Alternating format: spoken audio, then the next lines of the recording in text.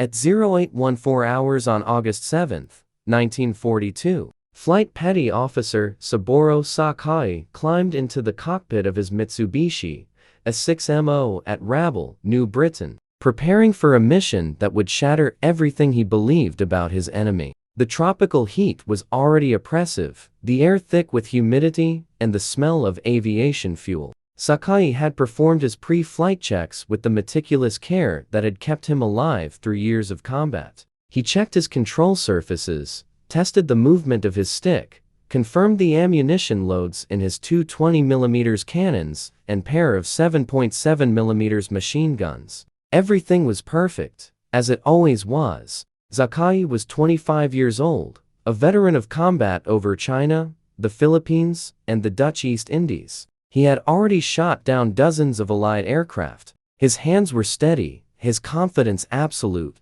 He came from samurai lineage, his ancestors having fought in Japan's wars for centuries. The warrior code of Bushido ran through his veins. The Americans, he had been told, were soft, decadent, incapable of standing against the warrior spirit of Japan. They were a nation of merchants and pleasure seekers, lacking the discipline and fortitude that define true fighting men. That morning, he would discover how catastrophically wrong that assessment was. The mission was to intercept American forces landing on an island called Guadalcanal. Word had reached Rabble that morning of a massive American amphibious operation, the first major offensive action by the United States since the war began. Sakai and his fellow pilots of the Tainan Air Group had been scrambled to attack the landing force and provide cover for Japanese bombers striking the American fleet. It would be the first time Sakai faced American Navy pilots in combat. He had fought American Army pilots over the Philippines and found them brave, but outmatched by superior Japanese aircraft and tactics. Navy pilots, he had heard, were different. They were supposed to be the best. The Americans had, trained specifically for carrier operations, the elite of their air service. His squadron commander, Lieutenant Junichi Sasai, gathered the pilots before takeoff. The morning sun cast long shadows across the packed earth of the airfield as the aviators stood in formation. "Be careful," Sasai warned. "These are regular American Navy fighters, not Army planes. This is the first time we will be meeting them. They are probably the best opponents we will face. Never lose sight of my plane." Sasai's brother-in-law, Lieutenant Commander Yoshio Toshiro, was a flying boat officer stationed at Tulagi, directly in the path of the American landing. His fate was already sealed, though they did not know it yet. Within hours, American forces would overwhelm the Japanese garrison there. Sakai climbed into his cockpit, pulled the canopy closed, and began his takeoff roll. The Zero lifted off the runway and climbed into the morning sky, joining formation with the other fighters. Below, the green jungle of New Britain stretched to the horizon. Ahead lay 600 meters of open ocean, and an enemy that would prove far more formidable than any Japanese pilot had been led to believe. What happened over the next several hours would mark the beginning of a profound transformation in how Japanese pilots understood their American adversaries. A transformation that would unfold across 3 brutal years of Pacific warfare, one dogfight at a time. The beliefs that Japanese pilots carried into World War II did not emerge from thin air. They were the product of decades of deliberate cultivation, a carefully constructed worldview that placed Japan at the center of a racial and spiritual hierarchy that military leaders believed would guarantee victory against any Western power. Japanese military doctrine in 1941 rested on a concept called Yamato Damashi, the Japanese spirit. This was not merely patriotism. It was a quasi-religious belief that Japanese soldiers possessed an innate spiritual superiority that would overcome any material disadvantage. Spirit would triumph over steel. Will would defeat technology. The divine essence of the Japanese race, descended from the sun goddess Amaterasu herself, made victory inevitable against spiritually inferior opponents. This belief had deep roots in Japanese history and culture. The warrior class, the samurai, had dominated Japanese society for centuries. Their code of Bushido emphasized honor, loyalty unto death, and contempt for enemies who surrendered rather than fight to the end. When Japan modernized in the late 19th century, these samurai values were deliberately grafted onto the new conscript army. Every Japanese soldier was taught to see himself as a spiritual heir to the samurai, regardless of his actual ancestry. The concept received its ultimate validation in 1905, when Japan defeated Imperial Russia in a war that shocked the Western world. A small Asian nation had humbled one of the great European powers. Japanese military theorists concluded that their victory proved the superiority of spirit over mere material resources. Russia had more men, more ships, more industry. Japan had Yamato Damashi. Spirit had won. Military propaganda reinforced these ideas relentlessly in the decades that followed. American soldiers were portrayed as weak, materialistic, and lacking any warrior tradition. Japanese newspapers and films depicted them as a nation of frightened housewives, labor agitators, and greedy businessmen who would crumble at the first sign of serious resistance. One popular wartime film showed American soldiers as morally decadent and physically weak devils, incapable of standing against the purity and virtue of Japanese warriors. The armed forces were told that American forces would not come to fight them, that Americans could not fight in the jungle, and indeed could not stand warfare of any kind. Accounts of prisoners of war depicted the Americans as cowardly and willing to do anything to gain favor with their captives. Subordinates were actively encouraged to treat prisoners contemptuously to foster feelings of superiority toward them. This contempt extended specifically to American pilots. Before the war, some Japanese military theorists argued that Americans made poor aviators because they lacked the discipline and spiritual fortitude required for aerial combat. One pre-war analysis suggested that Americans had a defective sense of balance that made them unsuitable for flying. The American love of comfort, of safety, individual preservation over collective duty would make them hesitant in battle. They would break and run when confronted with true warriors who did not fear death. Japanese pilot training reinforced this superiority complex through a selection and education process that was among the most rigorous in the world. The program was brutally selective, accepting only the most exceptional candidates from thousands of applicants. A young man hoping to become a naval aviator had to pass a series of examinations that eliminated all but a tiny fraction of those who applied. Those who made it into the program faced years of intensive training. The curriculum lasted 2 to 3 years and produced aviators with 700 hours or more of flight time before they ever saw combat. Pilots practiced gunnery, navigation, formation, flying, and acrobatics until the skills became instinctive. They learned to push their aircraft to the absolute limits of performance.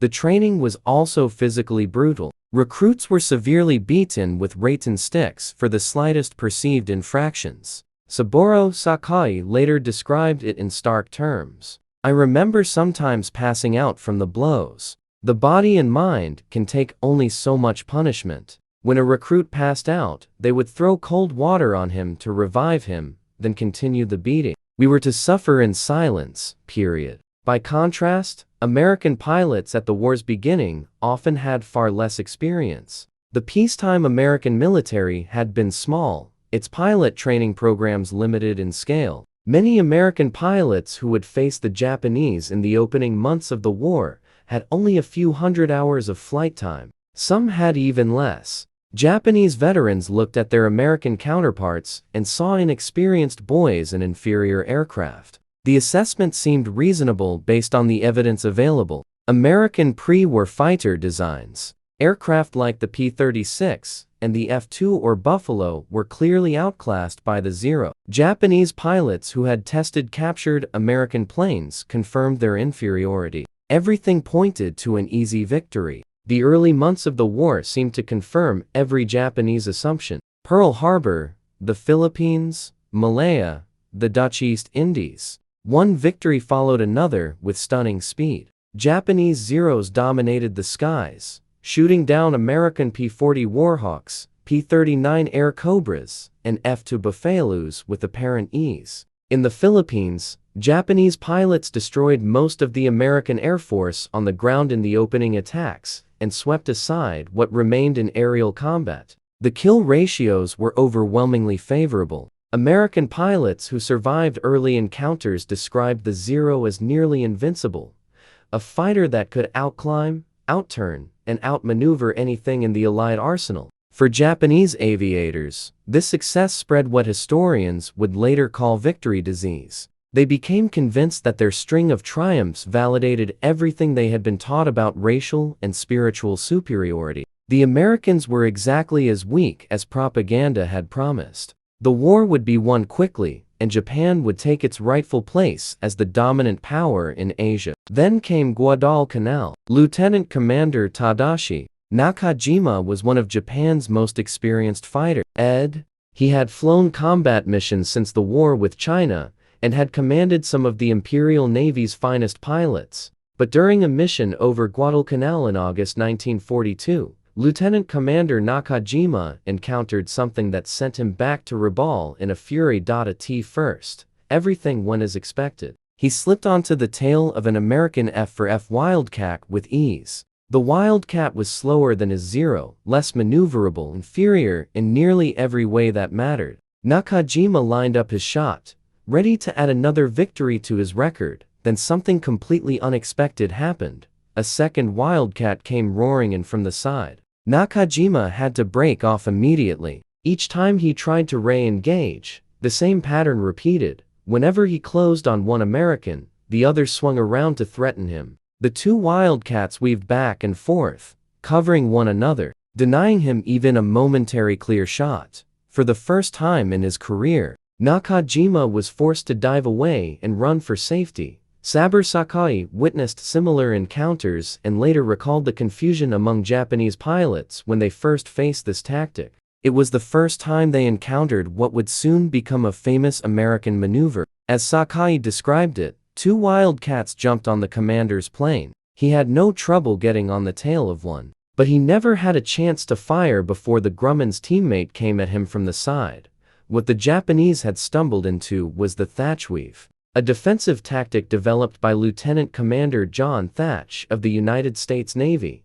Thach had heard intelligence reports about the Zero's extraordinary capabilities long before he faced one in combat. A Fleet Air Tactical Unit bulletin dated September 22, 1941, described the Zero's exceptional maneuverability and astonishing climb rate over 5,000 feet per minute and its ability to turn so sharply that most American fighters would stall attempting the same, rather than accept that the Zero was unbeatable. Thach spent evenings at his dining room table in Coronado, California, using matchsticks to simulate aircraft positions. He moved them through imagined dogfights, experimenting, testing, and discarding ideas late into the night until he finally discovered a system that worked. The principle was elegant in its simplicity. Two fighters would fly in a wide formation, far enough apart that an enemy could not attack both at once. When a Zero went after one,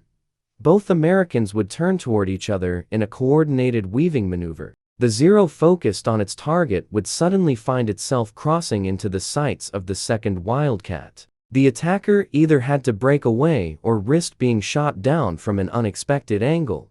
Thach called it the beam defense position. History would remember it as the Thach Weave. The tactic relied on something Japanese pilots initially dismissed as weakness: teamwork over individual glory. Japanese training emphasized solo skill, the lone warrior proving himself in individual combat, building personal kill counts, becoming an ace, and bringing honor through individual achievement. American doctrine, however, increasingly emphasized mutual support: protect your wingman, coordinate your movements, and subordinate individual ego to collective survival. Thach practiced his new tactic with fellow pilot Butch O'Hare even before either had faced the Zero in real combat. Their first true test came at the Battle of Midway in June 1942. Thach's flight of 6 Wildcats from Fighting Squadron 3 aboard USS Yorktown was escorting torpedo bombers when 15 to 20 Zeros attacked them. The situation seemed hopeless. The Zeros outnumbered them at least 3 to 1, and outperformed the Wildcats in nearly every respect. One Wildcat burst into flames immediately. Another lost its radio. That left only 4 fighters against a swarm of Japanese aircraft. Thach initiated the weave with his wingman, Ensign Ramsey Ray Dibb. Despite his inexperience, Dibb followed the pattern they had practiced. When a Zero latched onto his tail, Dibb turned toward Thach's train. Thach watched the enemy fighter slide behind his wingman exactly as he had predicted. Then it happened. The Zero followed Dibb through his turn and flew directly into Thach's sights.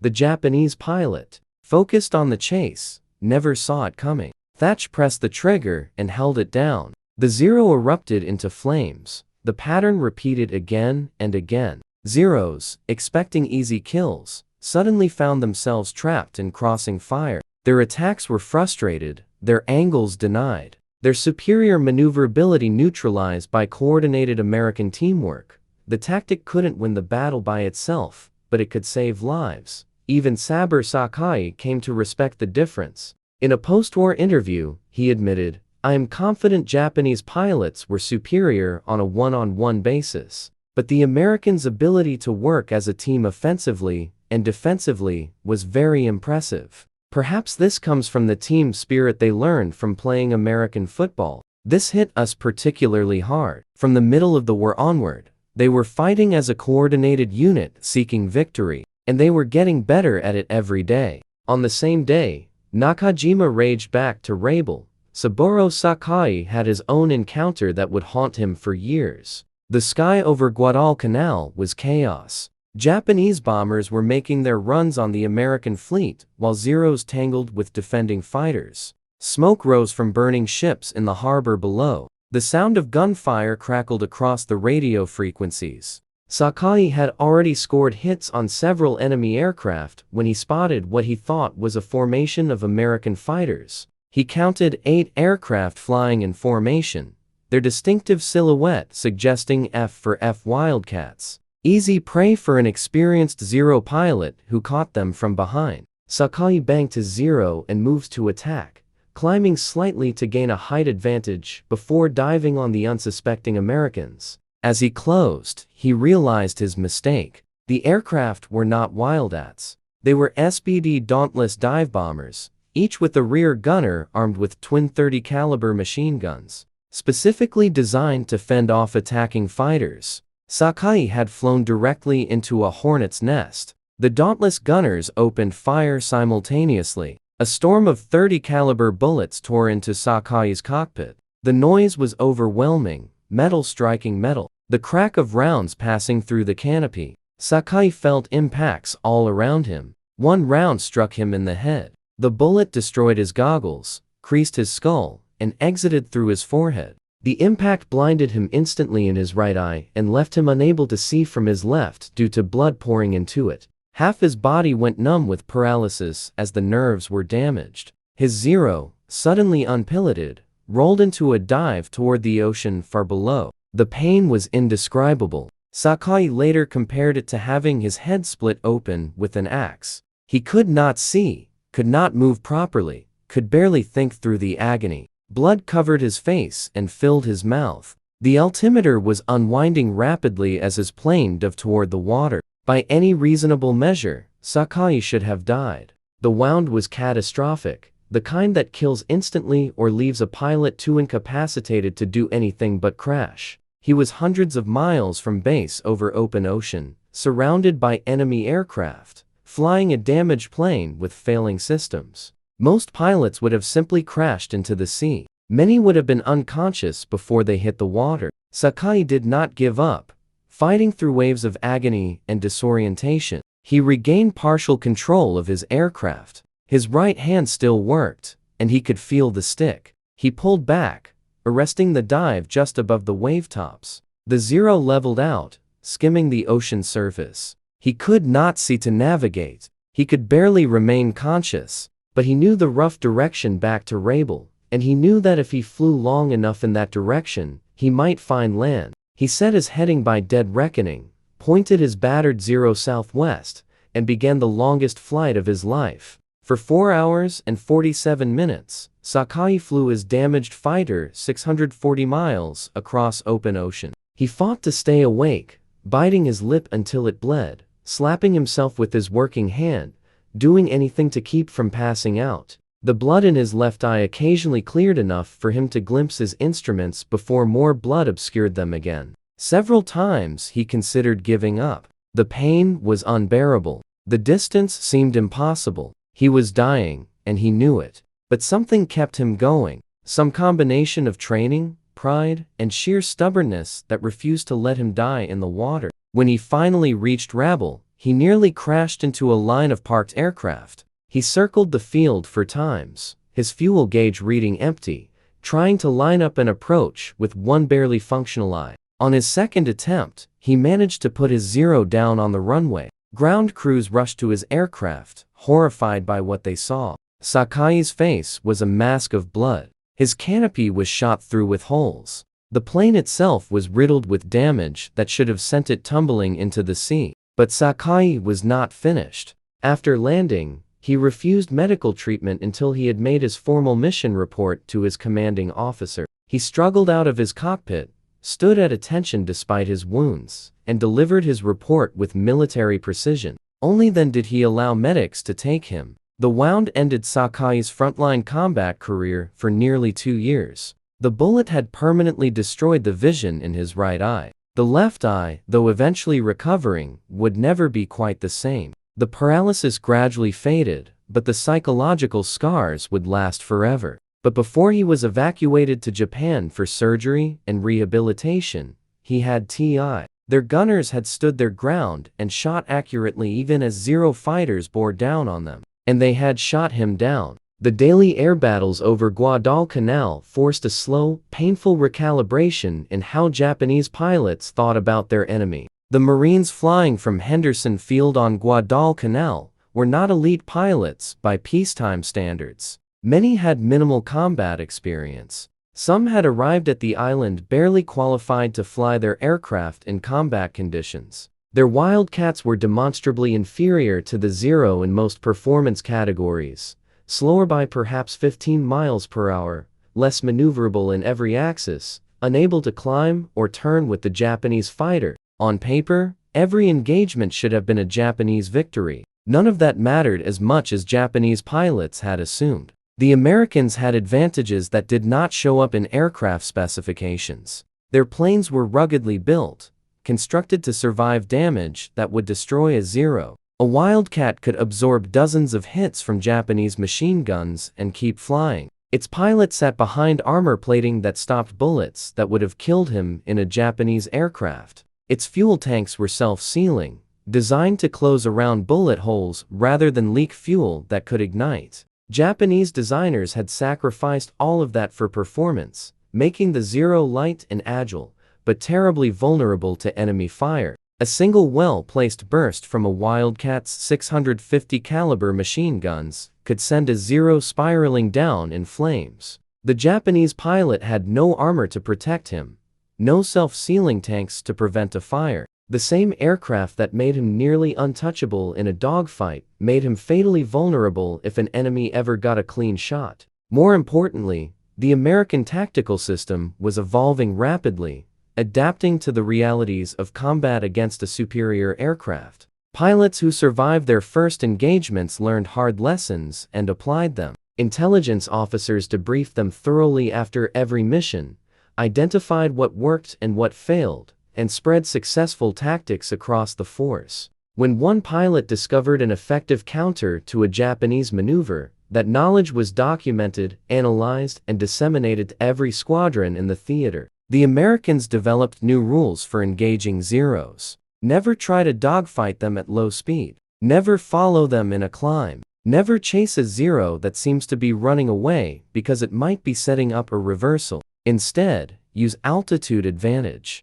Dive on them from above, make one pass, and climb away before they can respond. Fight in pairs, always protecting your wingman. Accept that your aircraft is slower and less maneuverable, and find ways to turn those weaknesses into strengths. The Japanese system worked differently. Individual glory was prized over institutional learning. Ace pilots were celebrated in newspapers and on the radio, their faces appearing on posters and cigarette cards, their techniques discussed in reverent tones. But those techniques often died with them. There was little systematic effort to capture and spread tactical innovations across the force. Veteran pilots were kept in combat until they were killed or disabled, rather than rotated home to train replacements and share what they had learned. The consequences became apparent in the attrition statistics. Japan lost 36 aircraft over Guadalcanal in the first 2 days of combat. The Americans lost 19, many to accidents rather than enemy action.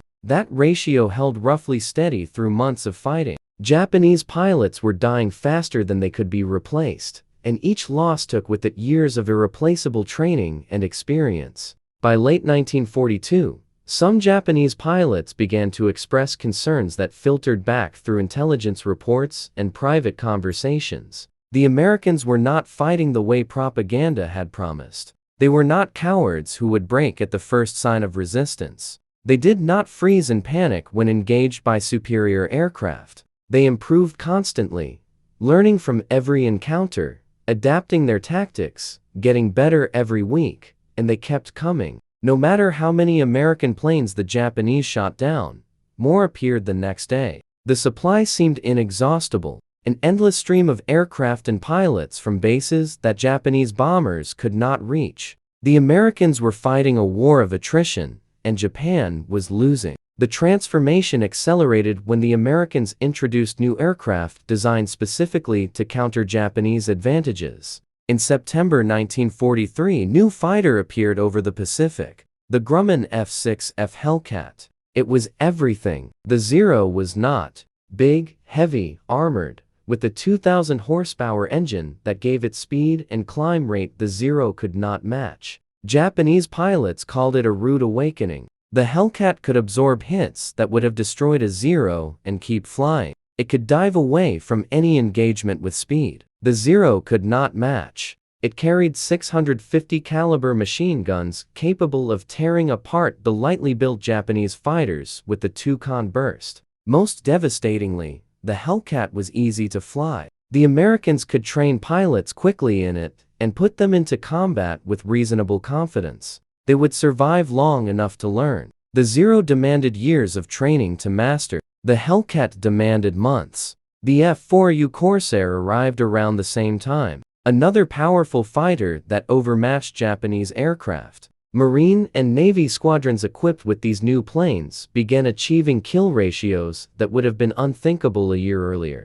Where the Guadalcanal fighting had been roughly even, engagements in 1943 increasingly became one-sided American victories. Japanese veterans noticed the change immediately. The tactics that had worked against Wildcats failed against Hellcats. The Americans would not engage in turning fights where the Zero might have an advantage. They made high-speed passes from altitude, fired, and dove away before Japanese pilots could respond. They fought as pairs and flights, covering each other, never allowing themselves to be isolated. Sakai, who returned to limited duty in 1944 after his wounds partially healed, found a different war than the one he had left. Putting a kid with only about 20 hours flight time into a plane and telling him to take on American pilots in Hellcats and Corsairs is just as much a suicidal tactic as being a kamikaze. He later said, "We figured that if they are going to die anyway,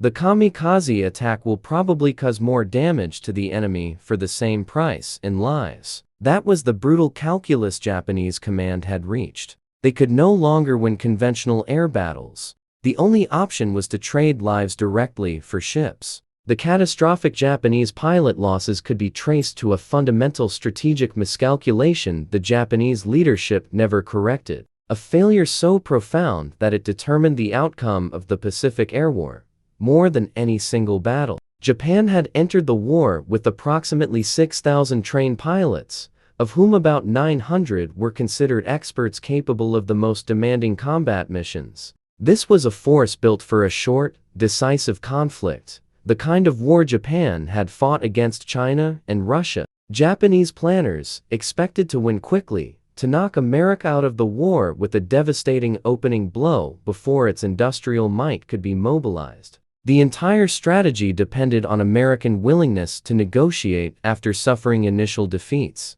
When that did not happen, when America responded to Pearl Harbor with determination rather than despair, the pilot shortage became critical. The problem was structural, built into the very foundations of how Japan approached military aviation. Japanese pilot training had been designed to produce an elite force, small in number, but exceptional in quality. The rigorous selection process eliminated all but the most talented candidates. The lengthy training program, lasting years rather than months, produced superb aviators, but could not scale up to meet wartime demands. American pilot training expanded massively after Pearl Harbor, growing from a modest peacetime program to an industrial-scale operation. The United States eventually trained nearly 200,000 pilots during the war. Drawing from a civilian population that already had widespread exposure to automobiles, motorcycles, and mechanical systems.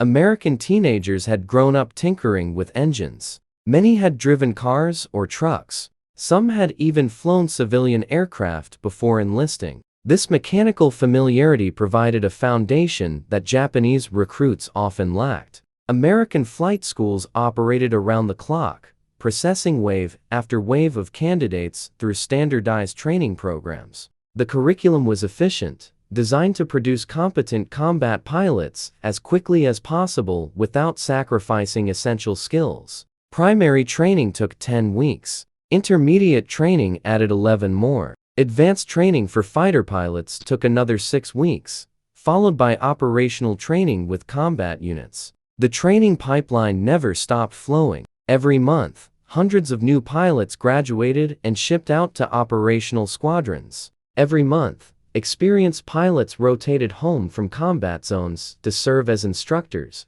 passing their hard-won knowledge to the next generation. The system was designed for a long war of attrition, exactly the kind of war Japan could not afford to fight. Japan graduated only 46,000 pilots during the entire war, less than a quarter of the American total. Nearly half of those came in 1944, rushed through abbreviated programs that produced aviators with dangerously inadequate skills. The rigorous selection and training that had made Japanese pilots the best in the world at the war's beginning was abandoned out of necessity. There was simply no time to train pilots properly when replacements were needed immediately. By early 1945, Japanese Navy pilots were graduating with as little as 40 hours of flight time. Some had never fired their guns in practice. A few had never made a carrier landing until they were assigned to a combat unit. Their American opponents had at least 525 hours of flight time before they ever saw combat.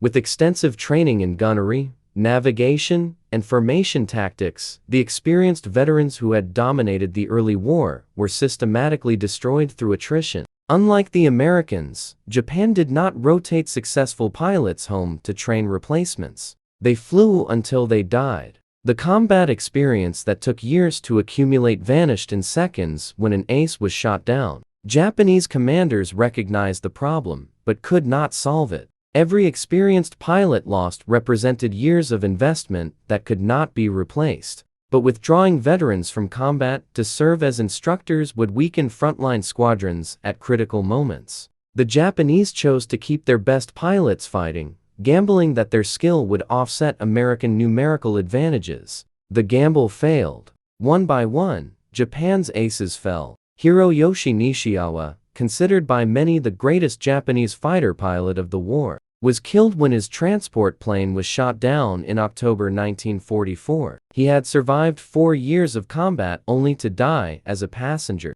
Tetsuo Wamoto, credited with over 80 victories, was wounded and sidelined. The roster of experienced pilots grew shorter with each passing month. The Americans faced casualties too, but their system was designed to absorb losses. When an American squadron lost pilots, replacements arrived within weeks, trained to a consistent standard, ready to integrate into existing formations. When a Japanese squadron lost pilots, the replacements were often barely qualified to fly, let alone fight against experienced opponents. Admiral Saburo Ozawa recognized the problem when he assembled Japan's remaining carrier strength for what would become the Battle of the Philippine Sea in June 1944. His pilots were largely inexperienced, products of the truncated training programs that had replaced the rigorous prewar system. Many had never made a carrier landing. Some had never dropped a torpedo.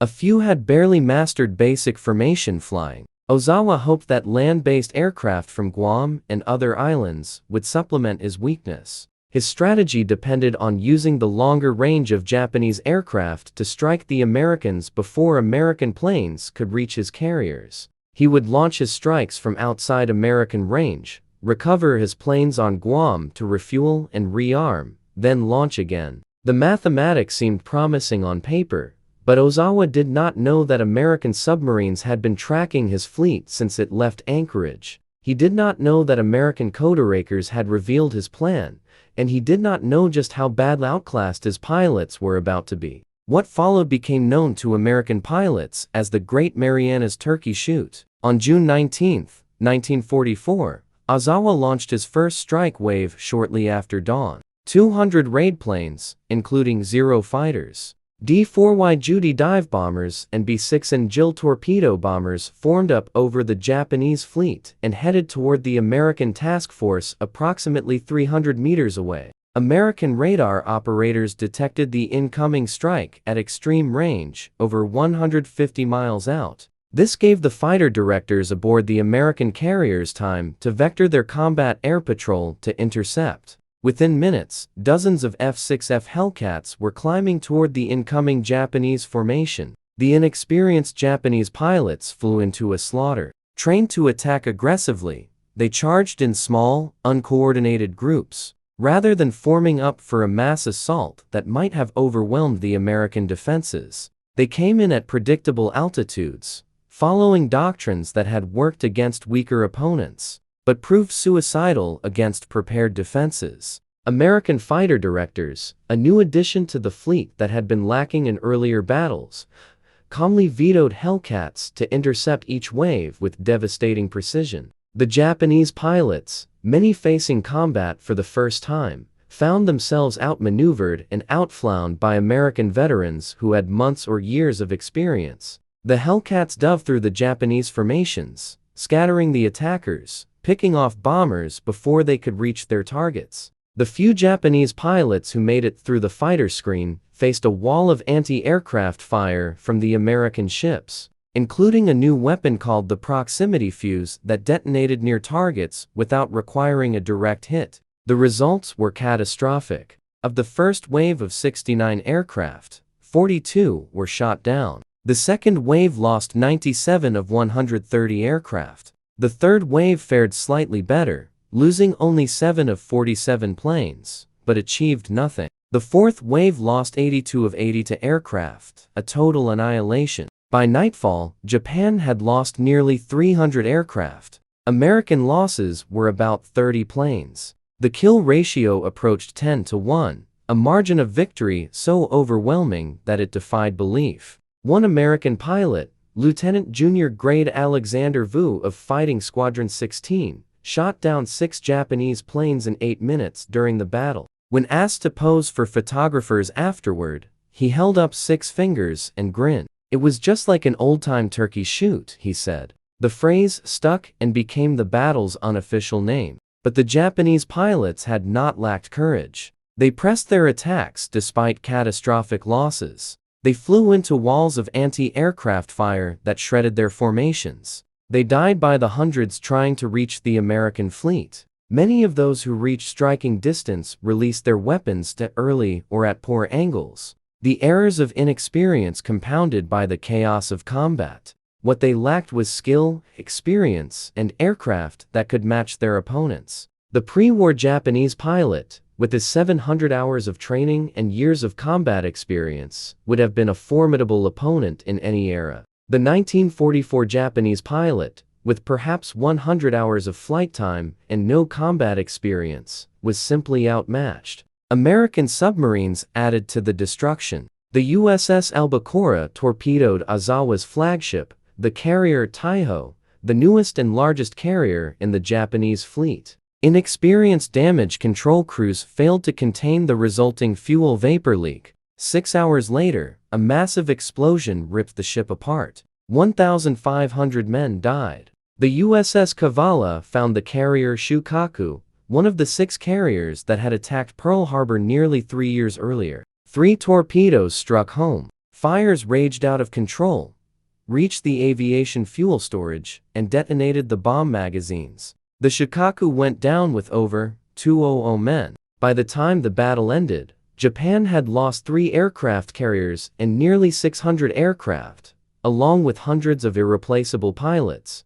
The American fleet had lost 123 aircraft, mostly in the desperate long-range strike on the second day when planes ran out of fuel returning to their carriers. But most of those American pilots were rescued from the water. Japan had lost nearly everything. The defeat shattered Japan's naval aviation as a fighting force. The carriers that survived had no trained pilots to fly from their decks. Within months, many of those same ships would serve as decoys, empty platforms meant to draw American attention. While the remnants of Japan's surface fleet made a desperate attack at Lee Gulf, the pilots who survived the Marianas disaster found themselves facing an impossible situation. They could no longer win in conventional combat. The Americans had better planes, better pilots, and seemingly inexhaustible numbers. Every month, more carriers joined the American fleet. Every month, more Hellcats and Corsairs rolled off assembly lines. Japanese command responded with the kamikaze. Vice Admiral Takehiro Onishi organized the first official special attack units in October 1944. The concept was straightforward. Since Japanese pilots could not survive long enough to make multiple attacks, they would make one final attack count. They would crash their bomb-laden aircraft directly into American ships. The decision represented the complete inversion of everything Japanese pilots had believed at the war's beginning. They had entered the conflict, confident in their superiority, certain that their skill would prevail. Now, they were being asked to die, not because they were better than the Americans, but because they were not. Sakai was among the veterans who viewed the strategy with barely concealed disgust. "All that stuff you read about dying for the emperor, Banzai, that is all crap," he said later. There was not one kamikaze pilot or soldier out there who was thinking anything about the emperor when they were facing death. They were thinking about their mother and their family, just like anybody else. The reason those final letters home that they wrote are so filled with emperor glorification stuff is because they knew the censors would read them, and because they simply wanted to try to make their parents proud. The kamikaze attacks killed over 7,000 American sailors and damaged or sank dozens of ships. But they did not turn the tide. American damage control teams learned to save ships that would have been lost earlier in the war. Combat air patrols shot down most attackers before they could reach their targets. The attacks did accomplish one thing. They demonstrated to the Americans that Japanese pilots, however outmatched, would not surrender. They would fight to the death. That realization shaped American planning for the invasion of Japan's home islands. This calculation contributed to the decision to use atomic weapons rather than attempt a conventional invasion. The war ended on August 15, 1945, with Japan's surrender. In the years that followed, Japanese veterans grappled with what they had experienced, the beliefs they had carried into war, the certainty of Japanese superiority, the contempt for American fighting ability. All of it had been proven catastrophically wrong. Some veterans like Sakai became advocates for reconciliation. After the war, Sakai retired from the Navy and became a Buddhist acolyte, vowing never to kill anything that lived, even a mosquito. He met with American veterans, including some he had fought against. In 1970, he attended a meeting of the American Fighter Aces Association in San Diego. A P-51 Mustang pilot approached him through an interpreter. "Please tell Saburo that I read his book twice," the American said. The feelings that he described were the same that I felt in combat. "I am glad that we can share that understanding." Sakai accepted the reconciliation with characteristic honesty about what he had learned. After riding in a P-51 Mustang years after the war, he admitted that his beloved Zero was no longer number one with him. The Mustang could do things the Zero never could. It was, he acknowledged, a superior aircraft. That admission would have been unthinkable in 1941, when Japanese pilots believed their spirit would overcome any material disadvantage. The war had taught them otherwise. It had taught them that the Americans they had dismissed as soft and decadent would fight with skill, courage, and relentless determination. Taishi Mata, a pilot who had launched torpedoes at Pearl Harbor, became one of the most dedicated advocates for reconciliation between Japan and America. He returned to Hawaii multiple times, spoke at memorial ceremonies, and developed close friendships with American veterans who had been on the ships he attacked. War is between countries, he explained. It has nothing to do with us as individuals. We have no quarrel. So when the war ends, of course, you should make up. In 2006, Mata participated in a handshake reconciliation service with John Rash, a Navy signalman who had been aboard the USS West Virginia. When Mata's torpedo helped sink it, Rash had to swim under burning fuel while Japanese planes strafed the water around him. Yet decades later, he told reporters, "I have never held anything against them. They were doing their job. I was doing my job. We were military. They were taking orders. I was taking orders." That capacity for mutual respect, forged in the crucible of combat and preserved through decades of peace, stands as one of the war's most remarkable legacies. Saburo Sakai died on September 22, 2000 at age 84. He was attending a formal dinner at Atsugi Naval Air Station as a guest of the United States Navy when he collapsed from a heart attack. American officers rushed to help him,